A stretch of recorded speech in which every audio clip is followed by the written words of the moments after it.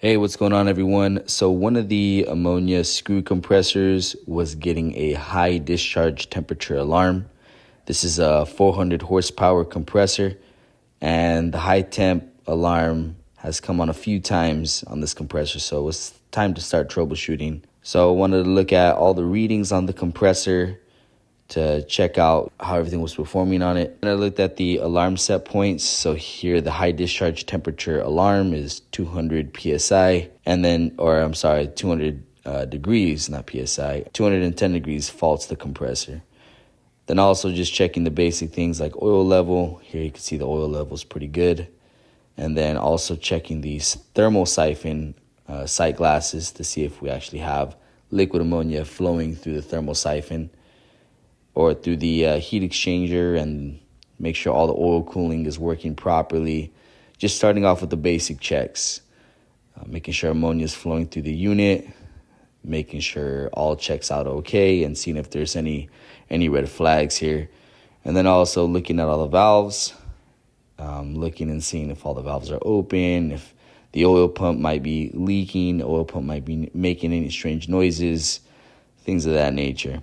So it looked like everything was checked out okay. So the next thing I did was I started checking temperatures with my thermal gun, just to make sure that the compressor sensors are reading accurately. Now the thermal gun isn't 100% accurate either, but it's just to get a reference going. So with the thermal gun, the discharge temperature is 140 degrees Fahrenheit, but on the compressor, it's giving me a reading of 169, and it actually went all the way up to 180. So that's a pretty big difference in temperature. Now I know, like I said, the thermal gun isn't 100% accurate, but still that's a pretty big difference. So what I did was I went to the compressor right next to it just to get a reference, and I wanted to see if there was a big difference between the thermal gun temperature and the compressor temperature also. So here's 154 degrees. And then I walked over to the compressor panel, and it looks like it's 146 reading on the discharge temperature.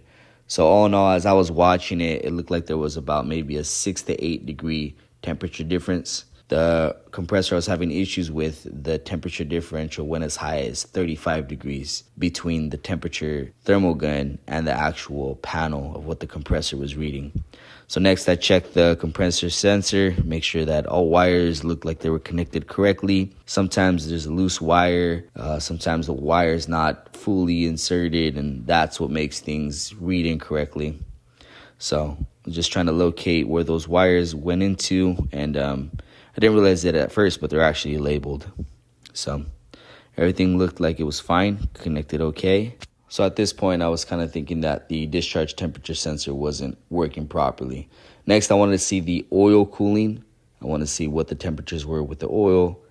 So leaving the compressor, I was getting 172 degrees Fahrenheit. And then I'm going to go to the opposite side of the compressor. After it passes the heat exchanger, I want to see what the oil temperature is also going to be.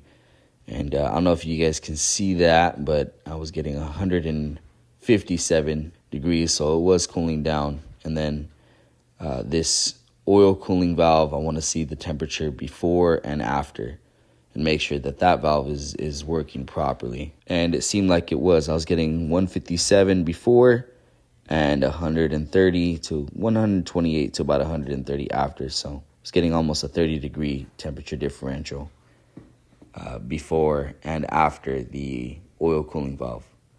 So what I ended up doing was I took the discharge temperature sensor out, recalibrated it, put it back in, and everything seemed to be working fine. I double checked everything with the thermal gun again, just to make sure that there was no temperatures out of whack or way out of alignment, and it seems like that resolved the issue.